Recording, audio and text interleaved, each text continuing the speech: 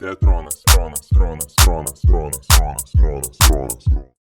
Hey everybody, and welcome to the podcast of CIRKULIACIJA', the last one actually this year. This year we decided that we will postpone the physical festival to next year, trying to preserve all the program that we have been inviting, since we need people to breathe the same air and we need people to squeeze in and be one next to each other. But this year we are trying to preserve the aspect of communication. So each day we talk with a different artist from our program, trying to get to meet them. It's like a talk after a show, but it's a talk before the show, 1 year before the show. So today we are with Fabrizio, who is from Circus eia, and I will repeat that. Today we are with Fabrizio from Circus eia, a Catalonian circus company, no? Yes. So how are you, and how are you in this crazy quarantine times? Well, good, and good question for starting. I'm fine. I mean, hopefully we all are good in health, and it's not easy time, let's say, because all the work we're supposed to be doing now. Actually, just today we had a performance supposed to. Schedule. And so everything changed suddenly. So we are like about 2 months, a little bit more, home in a lockdown. And like trying to make plans and to cancel plans and remake new ones. It's a bit like Penelope's in the Odyssey, with, you know, the making the sheet and knitting and then undoing it. But I think, everywhere is the same. I mean, the most scary part of all this, the most uncertain part, it's about the future and how all this situation will change. Obviously, everything, not only in the work aspect and in the artistic field, but in the society, because it's the most important and maybe the most scary thing for me.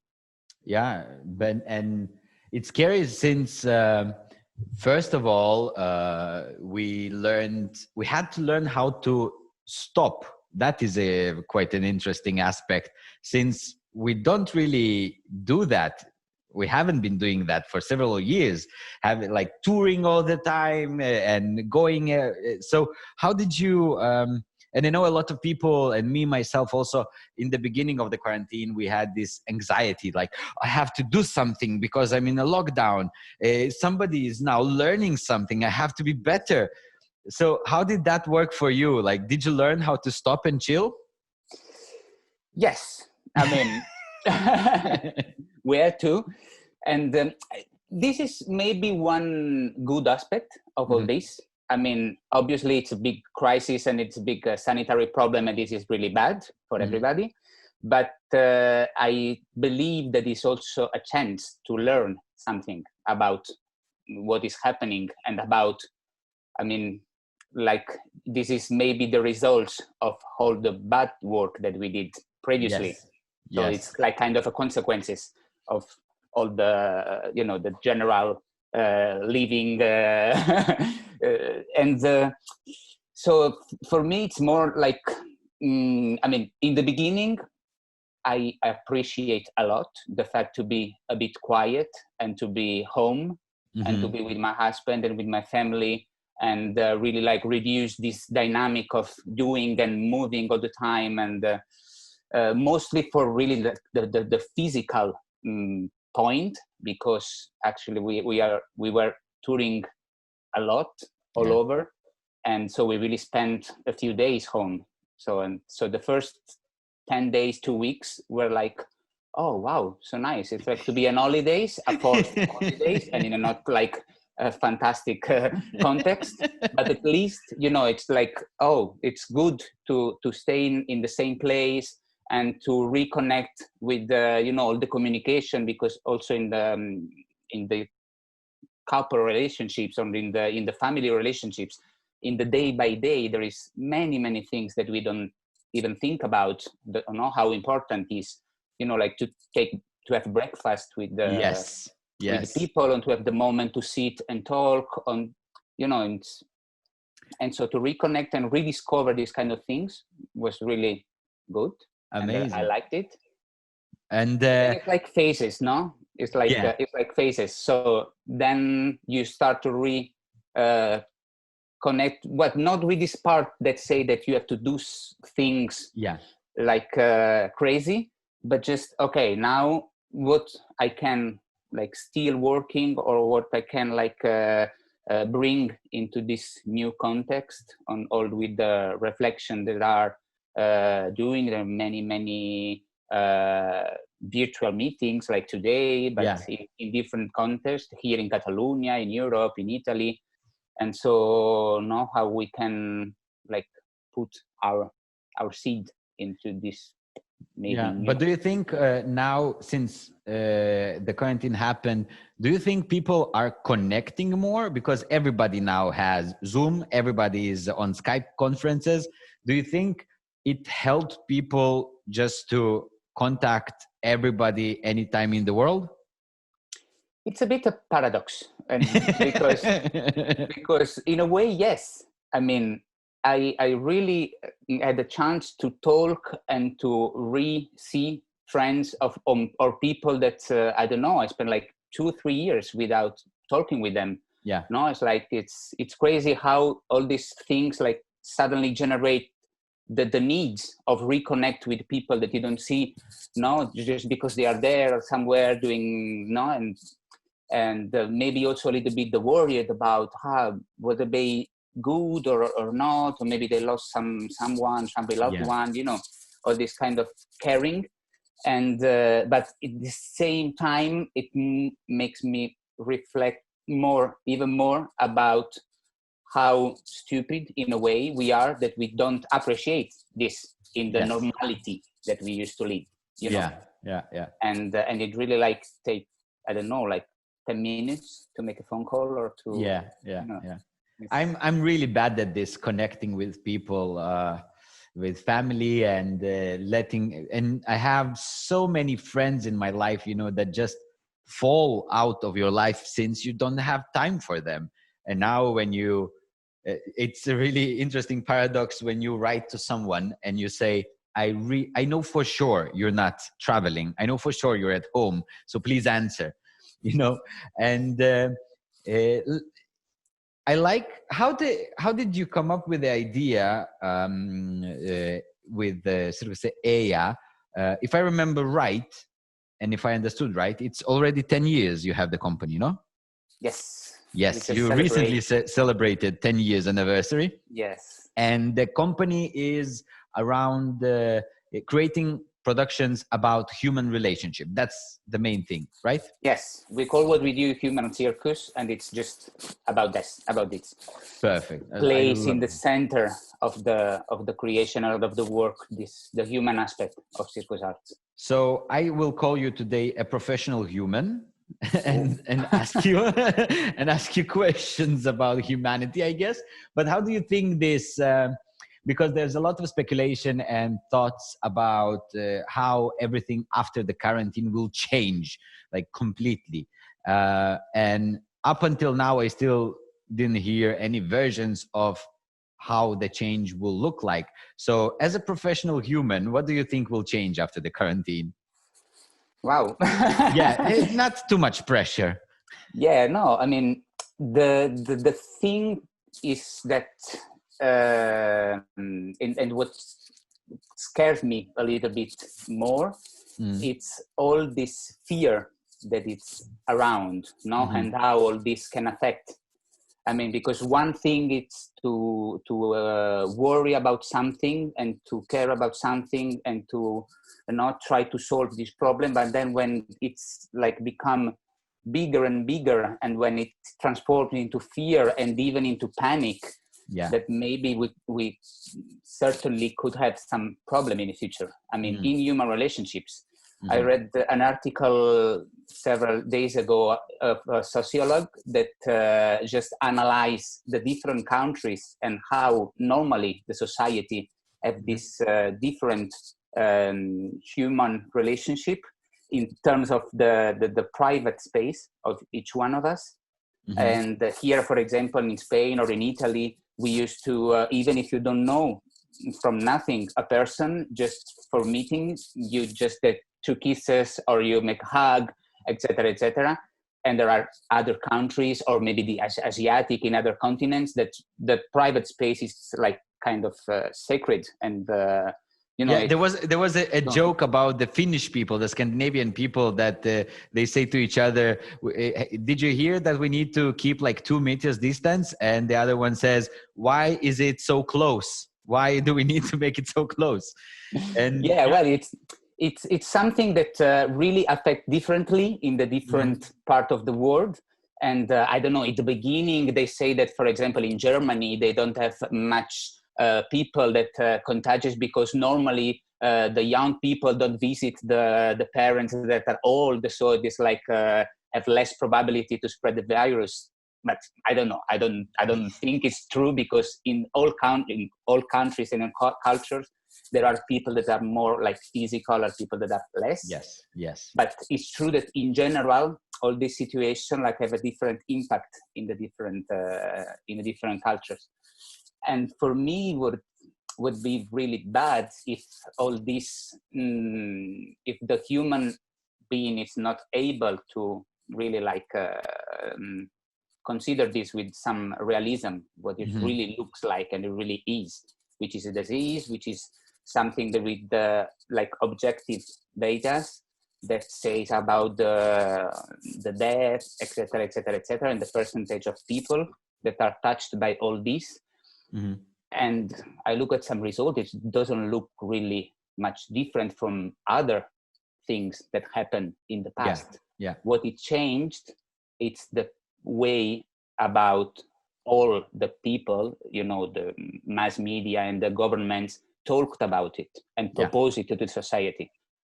And that is scares me a little bit. Yeah, and also I saw a lot of tension, and I still see it now when we are trying to talk about how do you soften the quarantine, how do you come back to normality.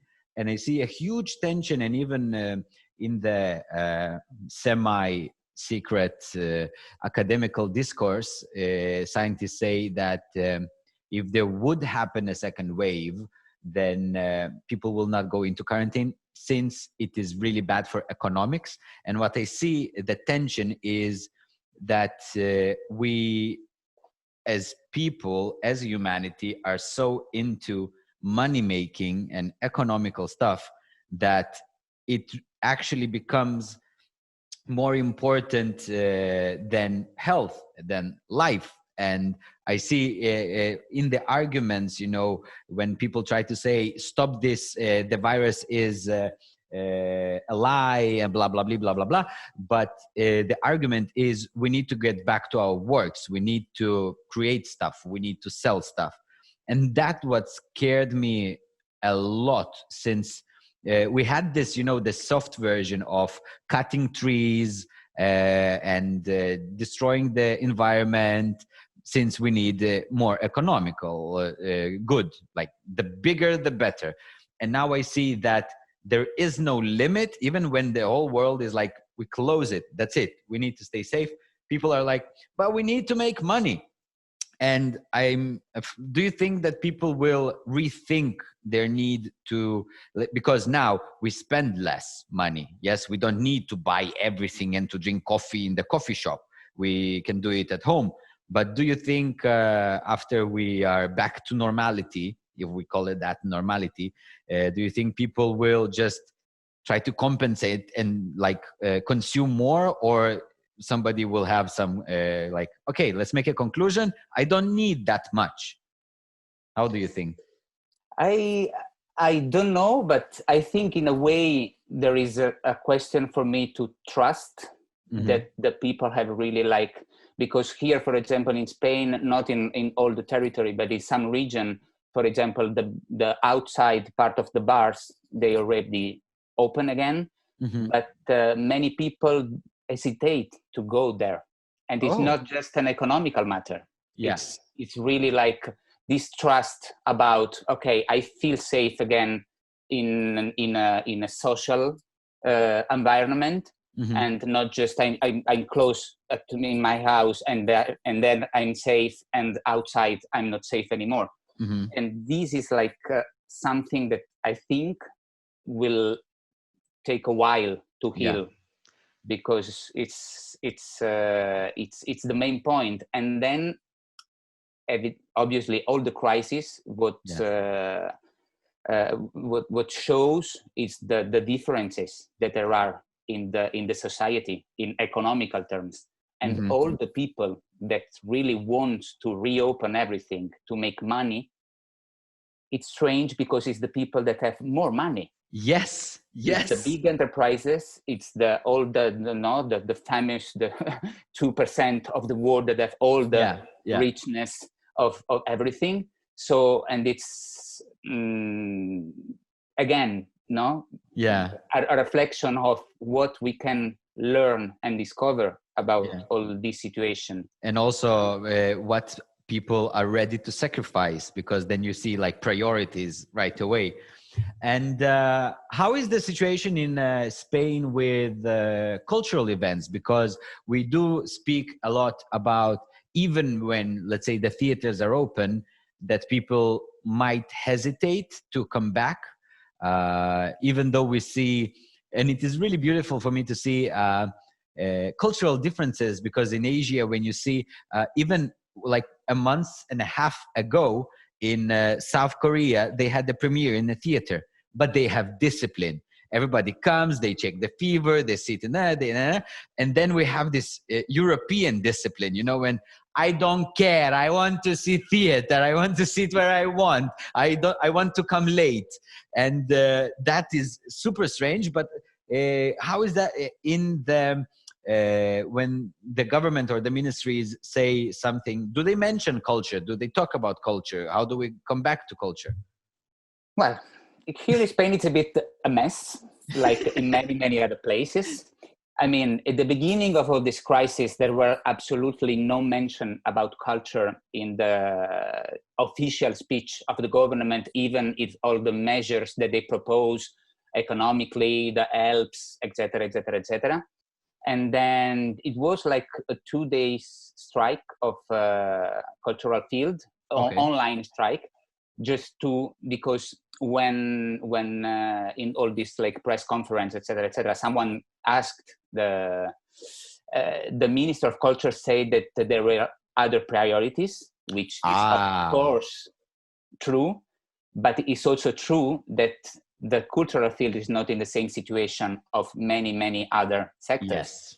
And so since then we had this strike, and now they like kind of react a little bit, and there are some like specific measure for the people from culture. But at the moment, we don't know anything.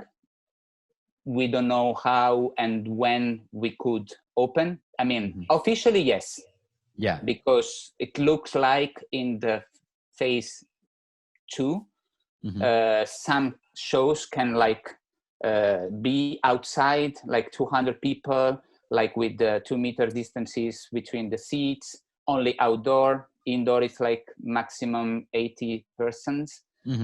But again, nobody knows if it could happen, when, how, mostly. That's a big and also, I mean, this is like all the worries are about the audience, obviously. Yes. But the performers, and we are struggling, like trying to develop ideas or formulas on protocols. Nobody talks about what happened to the people that are on stage. Yes. We cannot make circus or whatever without touching each other. for example. Yes. How do you do hand to hand with a 2 meter distance?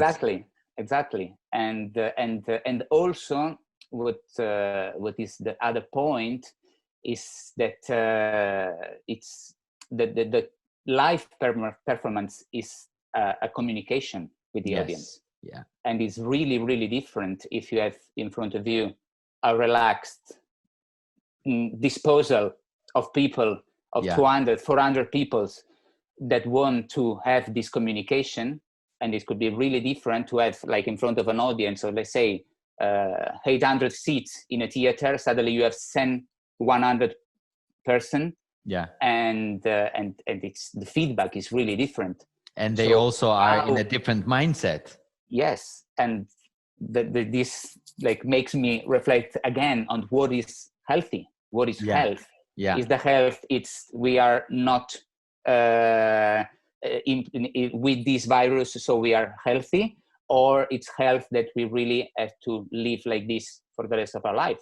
Yeah. And Yeah. Sometimes I don't want to minimize, not at all, but it's just like, we have to also balance these things. Also, I imagine in a show like yours, somewhere in the middle, if you have a quiet place, somebody in the audience just does something simple as coughing or sneezing, then it gains a whole new meaning, and the audience is not already with you. They are thinking about that.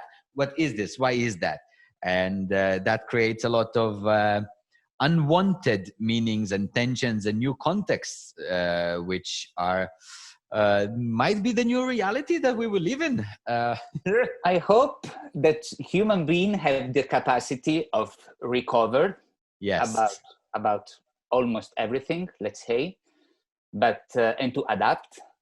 But I really hope that this trust comes again. And this and the fact that being together and like reconnect about the real human relationships will come again, little by little, because the other effect it's that we used to live already in a society really polarized in terms of way of thinking, and obviously with this crisis it's like become more and more dangerous about all this like extreme thoughts. That gave a platform for screamy people. Let's talk about the good stuff in life. Let's talk about Intarsi. It's a show that I wanted to finish our festival with this year. We'll see next year if you can come and if you're closing or opening the festival or somewhere in the middle. But your show is a bomb of positive energy, food for thought. And actually, when I read that it is a show about the dynamics between the individual and the group, but I read it afterwards, that after I saw the show, because when I saw the show, it begins and ends perfectly to the subject of this year, Circulacija, about private zone. When you're in the beginning, you fight for a space. In the end, you learn how to creatively be in the space. And I thought, oh my God, it's just on point. I need them. And so tell me, how did you come up with the show? How did you create it? And what did you want to? Yeah, how did Intarsi was born? First of all, thank you for all the beautiful things. No, and it's, I mean, when we, as I said, we always try to place in the middle of our creation one kind of relationships. And we feel interesting in the moment we start to create Intarsi to analyze this relationship between the solo and the collective, the individuality and collective spirit, because we already lived in a society where the differences were a bit like not reject, but with some resistance about it. So, and we think that the only way is to accept the difference of the other to create a society. And so we start to work in all the senses, in terms of the theatrical interactions, in terms of the choreography, in terms of with the set, and we use the set to create this metaphor also. I mean, as in Tarsi, we are all these little pieces that try to fit together to create a group. Like yeah, can you mention again, in Tarsi means what? Means it's a marqueterie work. It's like a puzzle of wood made by different pieces that fit together to create a design. It's a bit like a tangram design. Now our audience knows what Intarsi is. Yes. and so we are on stage, these little pieces, and we are in the society also, all these little pieces that try to fit together. And sometimes you create a little group that works, and then suddenly there is a piece that don't fit anymore there and then goes away. And then another piece tries to connect with this one and it works. No, and it's all this constant dynamic of transformation that makes all the path to arrive to the point that really, if we are able to accept each other as we are, we can create this intarsio, which is the image of the show. No? And with the set, just is it's opposite. The set starts in a perfect circle, in the perfect, and since then it totally goes apart. And little by little, during all the show, we try to make all these possible compositions. Yeah, and it's really like minimalistic, and so the important I had the set at the beginning. We do only one person on it. Now it's the reverse. It's us, because we are all on top of it. Yeah, and what it really is quite an interesting part of your show, the whole set. It's first when I saw it on the internet, when I got an invitation to see you, I thought, oh my God, it is huge. It is so big. I don't have a place for that in Lithuania. But then I came and I saw how it's effective and simple, but it's like another character, you know, in your show. And you have to, I like in circus when people cannot not see the unhuman abilities of the performer, but also with the set of Intarsi, you see that the set is done with like a good brain. It's not like, it's a carton, it's a tree, it's a rope. No, it's a really, you put your mind into it. And we can mention who did the set. Well, the conception was ours. And then the construction was about, it was from Il Lagarto, which is a guy here in Catalonia that makes circus sets and circus apparatus. Yeah, but we work really like side by side with him, because we always like, as you said, we try to make the set one more character of the piece that have his evolution. Yes. And it's amazing how it transforms together with the thought of the show. Of course, I saw the show with I don't know how many hundreds of people, and at one point I was like, I saw in what euphoria the audience is, and I thought, do you really look into the meanings, or are you just like happy that it's active and they do salto? You're like, they were crazy about everything, like clapping and laughing all the time, and I watched a show that is, you know, okay, so it is really beautiful, and it has let's say the part that strikes you a bit out of context, your part when you do let's call it the belly dancing scene. Yeah, I'm intriguing now the audience. But actually, when you watch it as a, you know, entertainment, that scene was like, what is going on? But when you follow what you want to say about the others and the differences, that part is like, okay, that's super nice. Also, your abilities with the belly dancing is something exceptional. But how do you, let's talk about something everybody, I think, somehow touched in life, the feeling of being different and the feeling of being the other or towards the other. Since the neighborhood in which we want to make the festival is quite a challenging neighborhood. And also in the Second World War, it was the main Kaunas ghetto. It was the event which I don't know if successfully, but taught humanity that you need to have equal rights. You need to accept differences that you named. So how is that, let's say, I know nothing about the history of the other in Spain. How is that there? How did that inspire you as a person to create a show that actually quite actively says, try and do different combination, how many different combinations you can do with people who have differences. And yeah, how personal it is, how is the situation with the others in your country context? Well, it's a mix of many factors. Mm-hmm. I mean, what is behind all the story of Intarsi, it's a mix of personal living experience about the four people that are on stage. And because in a way we think that it's really important and really nice when you as an artist can really place something of yours, of your life in stage. And also, again, all the contest we used to live here in Catalonia. Of course, there is always the same question that it's really wrong time about the Catalanism, if they are Spanish or not, and etc. etc. They lived here all the Franco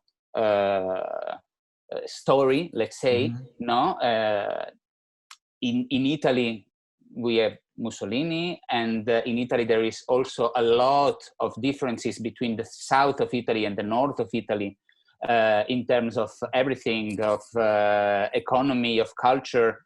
Because actually Italy, when it was created, it was not like just one state. It was like many different, and so the people didn't understand each other from one region to another, and there's still something in of all these parts. No, so obviously all this had a big influence. But for us, what it was worth is to give a little bit of this message. That is like through the acceptance of the difference, we can construct something. Yes. Yeah. Otherwise, we don't.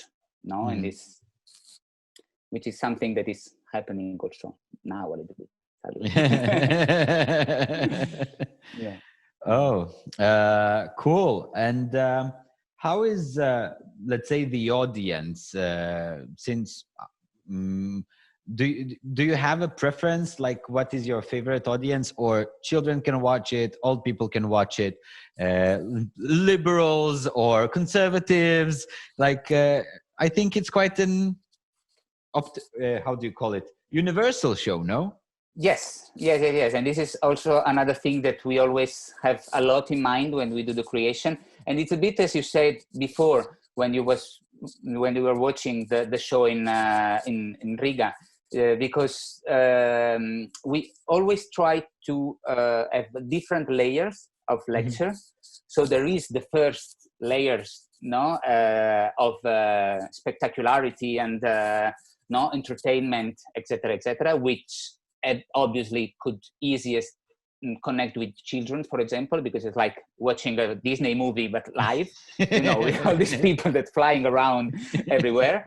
And but then if you are able, or if you want to discover a little bit deeply, you can read like underlines and go deeply and connect with the other parts.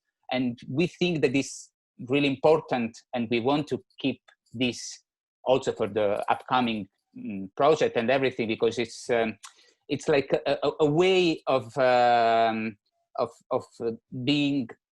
connect with all the people, and each one have his or her story. They came from I don't know what they culture. bring their story, and that's how they understand your story. Yes. And so we give them the keys somehow, and so they decide which door they can open. And if someone want to stay with the first and just with the aesthetic part of the entertainment of it, it's completely fine.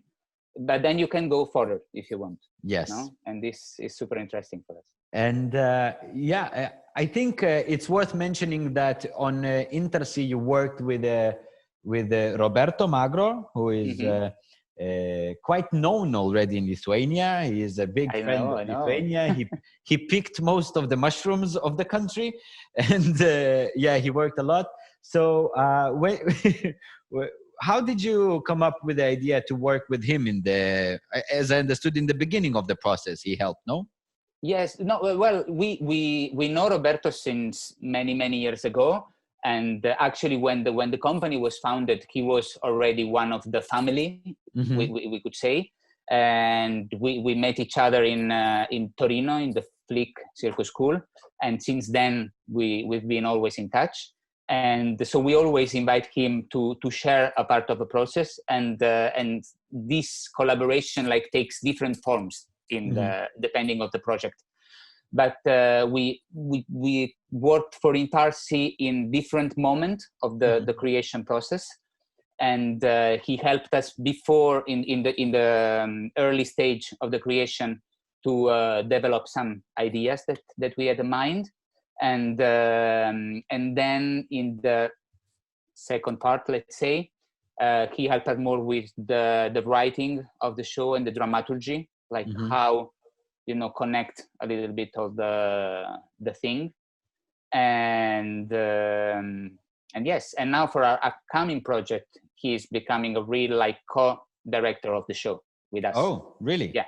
So he really follow all the whole process. We talked with the Sisus company from Finland in the beginning of the festival about what I see now. There are two schools of thought about circus, two main schools of creating a show. And one is, I see it more in the Scandinavian countries, that a circus is a circus. A salto is a salto. There's no meaning behind it. If you want meaning, you think your meaning. As Inca said, I'm doing a headstand on a trapeze, swinging trapeze. I still haven't found the meaning, what it means. And there's another one, which is with your show and with what Roberto does, the premises of metaphor, of using metaphor, to circus as a metaphor of something. And what I wanted to ask you, and now I understand how smartly I've done the program, starting with one school of thought, the festival ending with one. I am amazing. And could you tell me, since you are one of the main creators and the directors of the shows in eia, how do you convert thought, one message and thought, into movement? Because in Lithuania, we have a big theater school, a big dance tradition, nothing for circus. So somewhere along the line, there will be a moment where the theater directors like myself will try and do something with circus, but we are missing the link. We have the message. In the end, we know how circus looks like, but how do you convert the format of the message into movement? Well, let's say, but first of all, I totally agree with all the circus forms. Yes, since the traditional and all, because it really is, and it's a bit, as you said, I mean, a salto is a salto also in itself, no? Yes. And if some people want to use this salto to support something else, then why not, no? And we try to work the technique part, and that's also why we are more focused about hand-to-hand or dance acrobatics, and to integrate what we're trying to say with in a show, and use the acrobatics elements and the circus elements as a tool. No, and as a tool, I mean, when you see a trick, what can express this trick in a show? Maybe an euphoria, maybe a moment of fragility, if it's really like a fragile balance, no? And also the same trick, you can do it like in many different ways. So it's like your vocabulary, and you can do a salto in many different ways. Exact. It's a bit like the process and the path that contemporary dancers make with classical dance. I mean, using elements of classical dance, which is really technique, okay, but in a different way, no? Really like as you say, it's a vocabulary. There, it's words, and then we are free to choose the words to try to make the sentence that we want to make. It's more this, and many times we also discover that it's not the difficulty of the trick that make it more powerful, but if this trick is really the appropriate trick for what you want to say and what you want to express. Interesting. No? And sometimes because obviously we are acrobats and we love to do saltos, but we discover that many times there's no need of a salto. And if you want to keep the salto there, it comes like a punch in the face, and there's nothing to do about all the rest.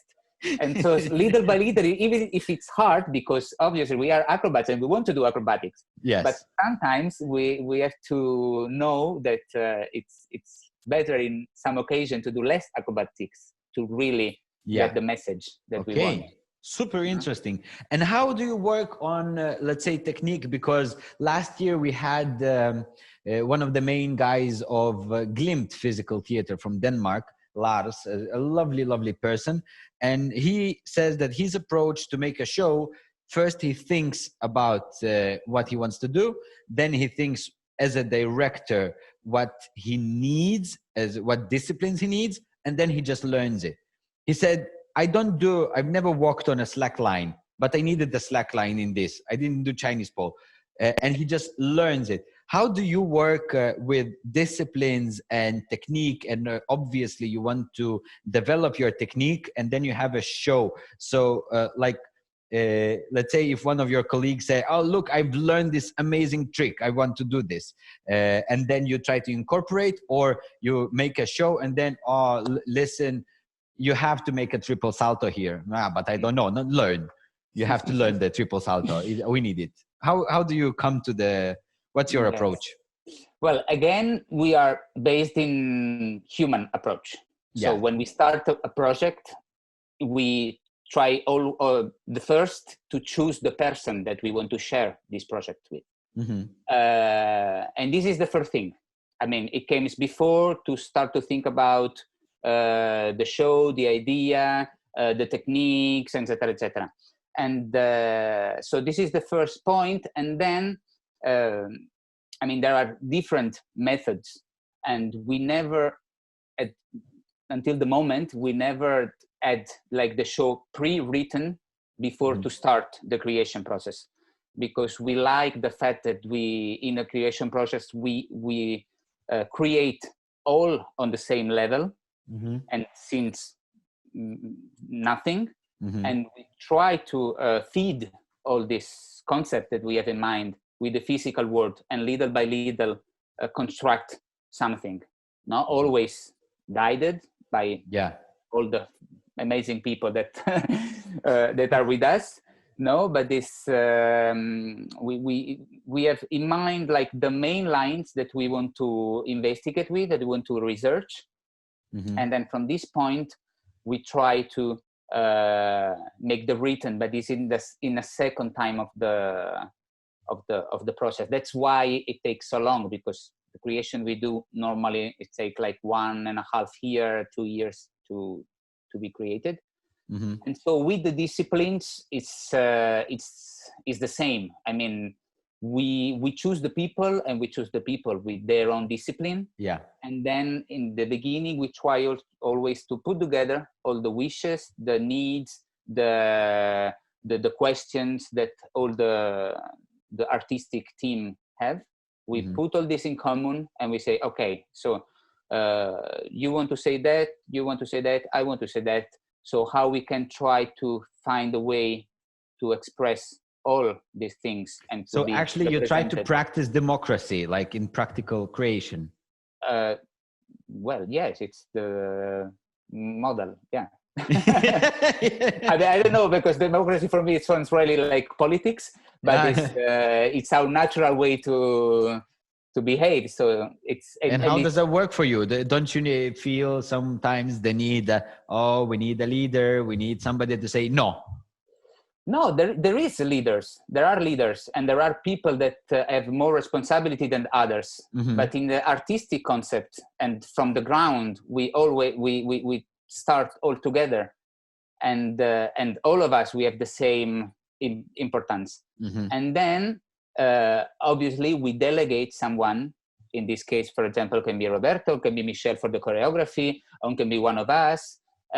We delegate someone to have this general and wide view, and to see, okay, to orientate a little bit, because when you are in a creative process, you can really like no, and sometimes you are detached from the reality and from what from outside. Yes, like, you cannot see yourself from both sides. Yes, so it's important, it's super important to have people that really can guide you. And yes, but we try to represent all the artistic capacity of each one, because for us it's the only way that you can be honest on stage, and you can feel that what you are doing, it's really your show. Yes, you know. And again, there are many ways to work. There are many companies that really make all this work before, and they choose the people to interpret what they are written, and it's and they also do research, etc., etc., etc. But it's a different like approach of the. But of how? The tell me, since this thing will be listened by people who, let's say, don't know much about circus, but we hear a lot about dramaturgy or writing a show, for dance or circus. Because for theater, it's quite obvious. For theater, you write the text and you write, he comes with an onion. How do you write a circus show? How does it work on paper? Well, it's a bit, like you said, it's a bit like dance, and the dramaturgy is not maybe that linear, how it can be in certain forms of theater, because also in a theater, there are a lot like only linear and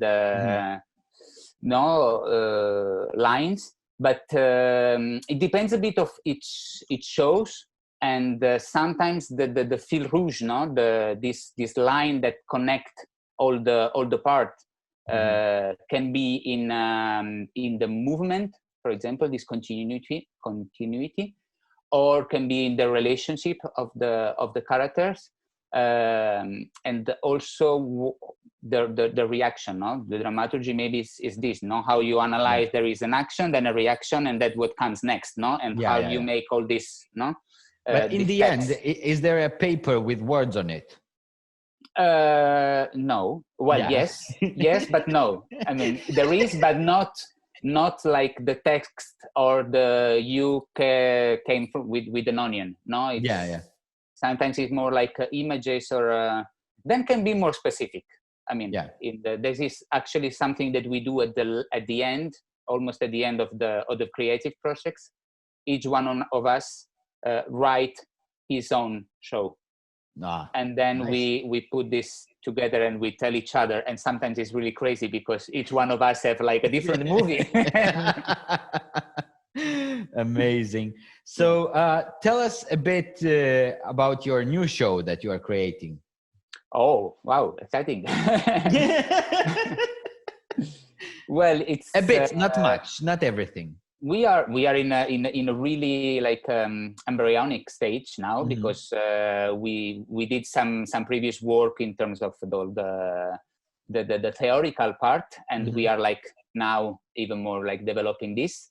It will be for next summer, for July 2021.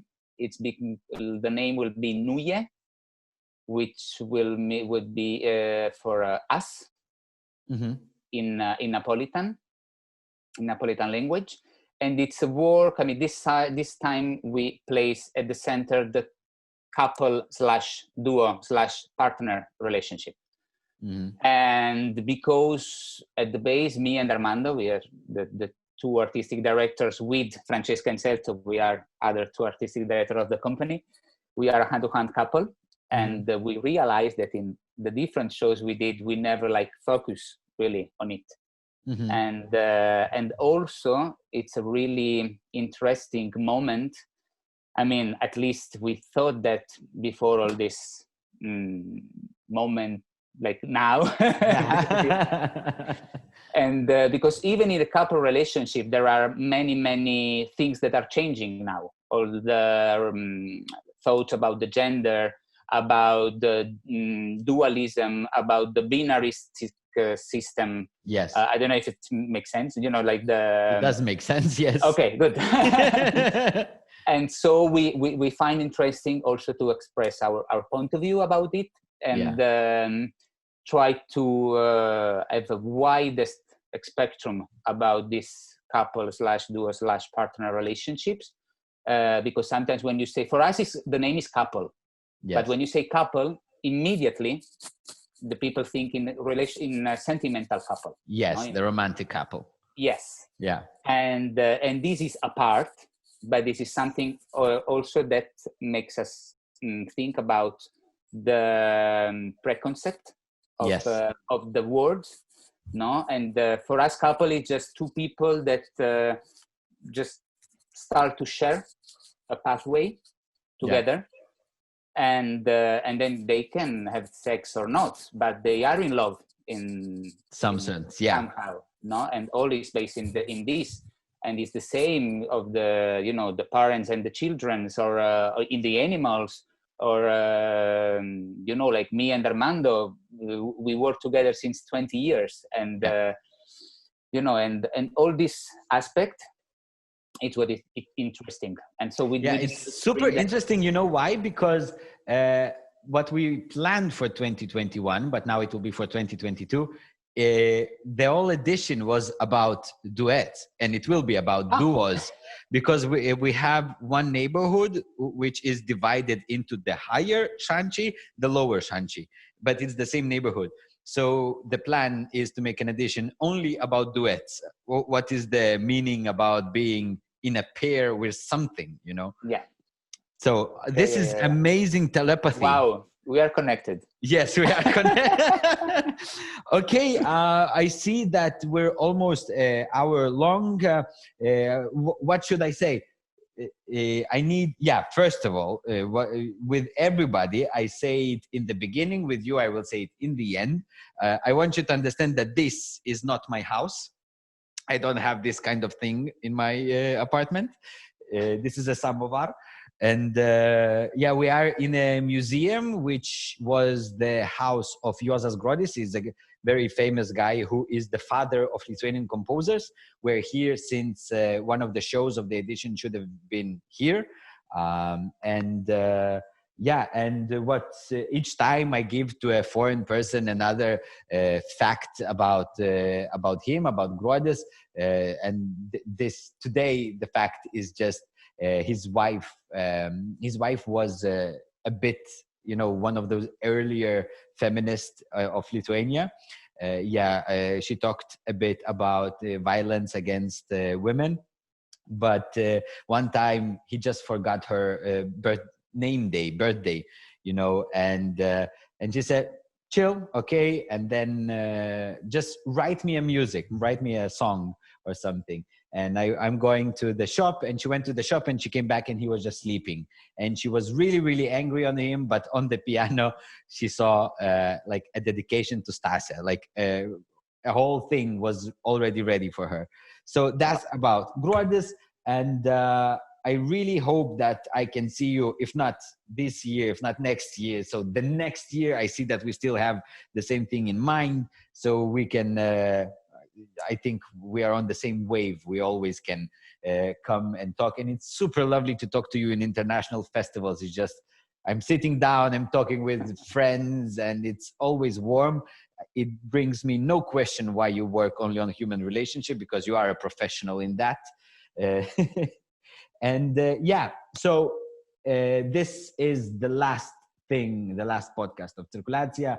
And if you want to see the others, or if you want to see anything that we do, just follow us on social media. And we are posting a lot of stuff about Circus in Lithuania.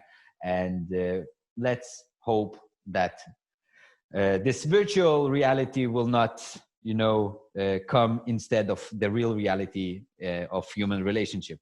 So thank you. And thank you, Fabrizio. I love you so much. Thank you, Mildas. Me too. Okay, say hi to everybody from me, okay? I will. You too. And okay. Hope to see you soon. Yes, stay safe. Yes. Bye. Teatronas.